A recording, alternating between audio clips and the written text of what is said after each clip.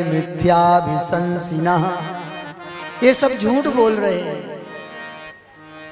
अगर तुझे विश्वास नहीं है ना मैया मेरे ऊपर, तो मेरे मुख में देख ले।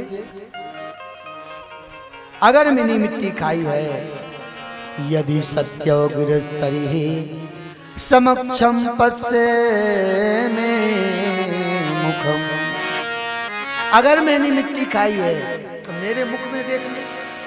और जैसे ही मैया ने लाला का मुख खुलवाया तो उसमें सारे ब्रह्मांड को पुनः देखा।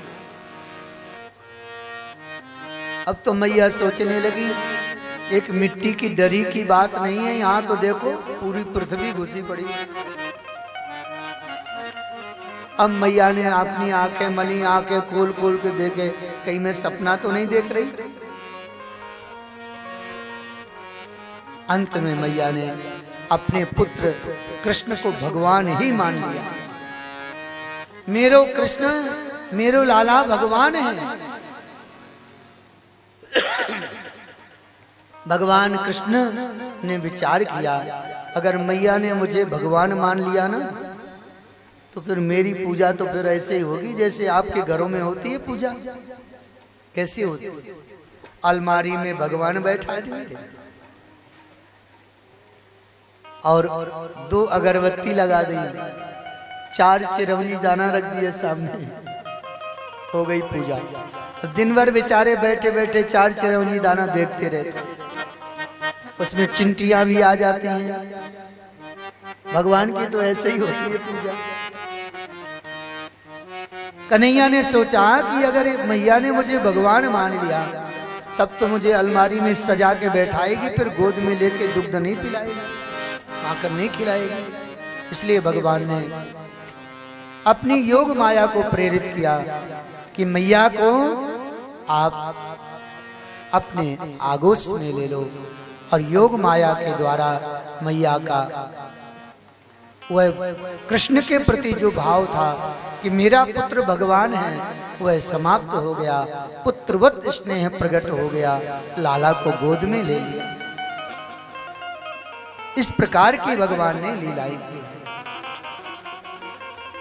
एकदाग्रे दासीसु यशोदानंद के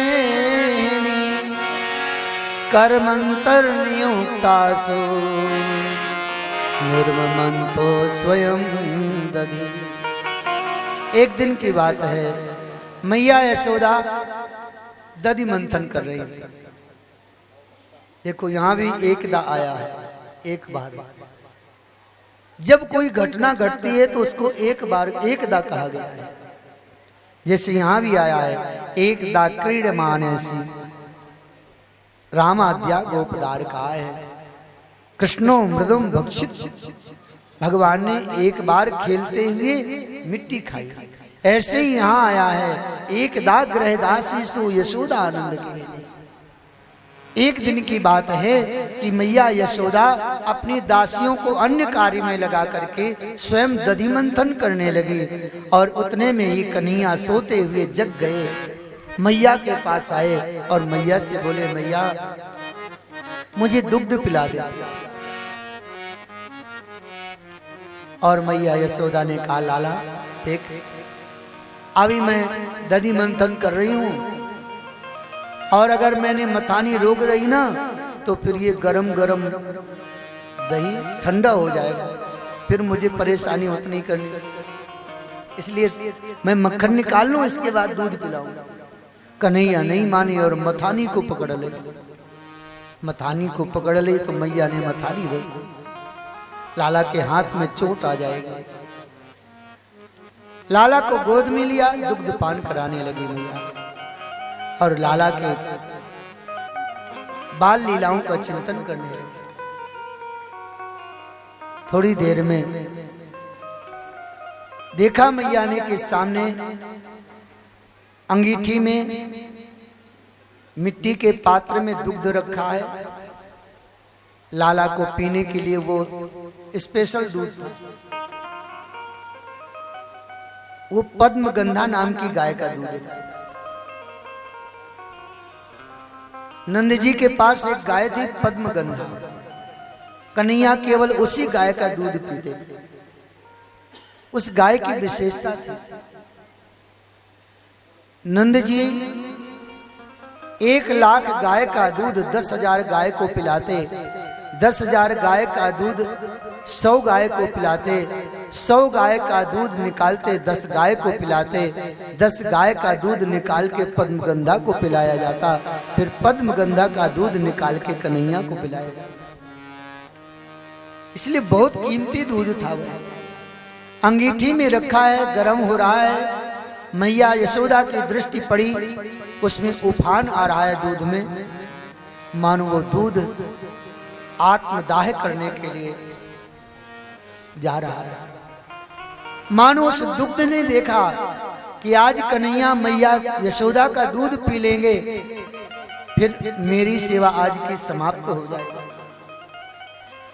मैं अगर कृष्ण की सेवा में नहीं आ सका तो मुझे अग्नि में जल करके अपने जीवन को समाप्त कर लेना। मानो वह दुग्ध आत्मदाह करने जा रहा है। चल पड़ी, कन्हैया को वहीं छोड़ दिया। कन्हैया को क्रोध आ गया। कन्हैया ने विचार किया कि मैया को दूध ज्यादा प्यारो है। मोते प्रेम मैया को इतना नहीं जितना दूध से प्रेम। मैया कहे जरूर कि मुझे लाला बहुत प्यारो है, लेकिन आज पता चल गयो कि मैया को दूध ज्यादा प्यारो है।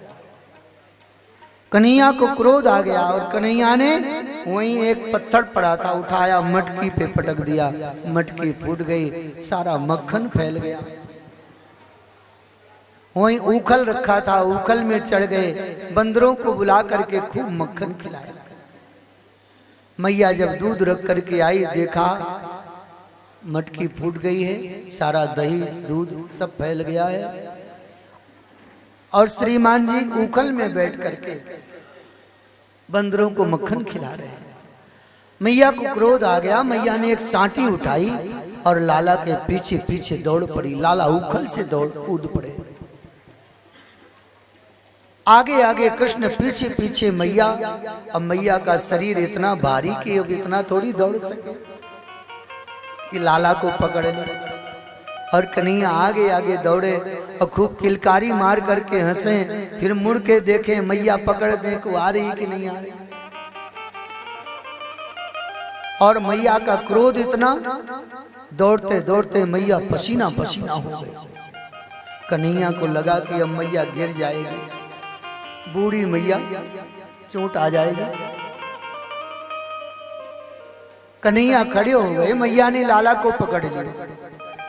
जब पकड़ लियो, अब तो मैया का क्रोध और बढ़ा। या दारिके ने मेरी सास की जमाने की मटकी फोड़ दी। अब आप तो जानते ही हैं, बालक अगर बहुत उद्यम करे और मैया पकड़ पावे तो कैसी मार पड़ती है। हमने तो भैया देखी है, शायद आप ने देखी है। देखो एक बात बतावे, मैया के मार के बिना बेटा मजबूत नहीं होता है। मैया मार मार के बेटा को ऐसा मजबूत बनाती है कि संसार की फिर कोई मार उस पर कोई फर्क नहीं पड़ता। माँ की मार में बहुत आनंद है। माँ की मार में ज्ञान भरा हुआ है, प्रेम युक्त मार है मैया। मैया ने सोचा कि लाला को मारूंगी, लाला छोटा है, बड़ा हठीला है, और अगर ये घर से भाग गया तो यही तो मेरा जीवन है। इसलिए मैया ने लाला को मारा नहीं, पिटाई नहीं। रस्सी लाई और रस्सी से कन्हैया के कमर में बांधने लगी। इसको मैं बांध देती हूं। और ऊखल से जैसे बांधने के लिए मैया ने रस्सी कमर में बांधी, कन्हैया के 2 अंगुल रस्सी कम पड़ गई। सारे घर की रस्सी इकट्ठी करी गई, फिर भी 2 अंगुल रस्सी कम। जहां भेद होता है वहां परमात्मा को कोई बांध नहीं सकता। जहां अहंकार होता है परमात्मा को कोई बांध नहीं सकता है। परमात्मा को तो प्रेम के कच्चे धागे से बांधा जाता है। परमात्मा को प्रेम से बांधा जैसे। मैया का अहंकार जब चूर चूर हो गया और मैया ने मान लिया कि मैं ना बांध पाऊंगी, तो कन्हैया फिर बोले मैया बांधना है बांध, अब मैं बंध जाऊंगा। और मैया ने एक रस्सी उठाई, कमर में लगाई तो तुरंत बंध गए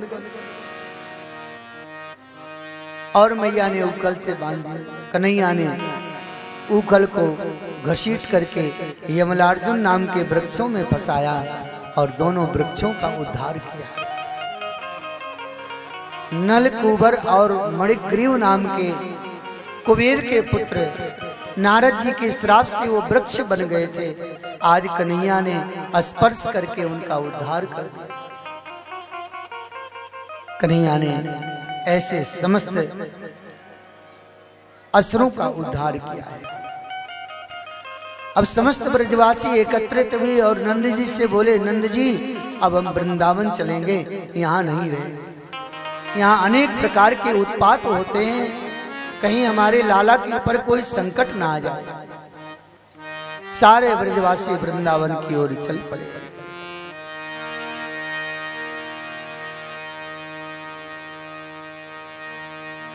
और गाते हुए चल पड़े, गायों को आगे किया, बाल बच्चों को सकट में सामग्री रखी, चल पड़े।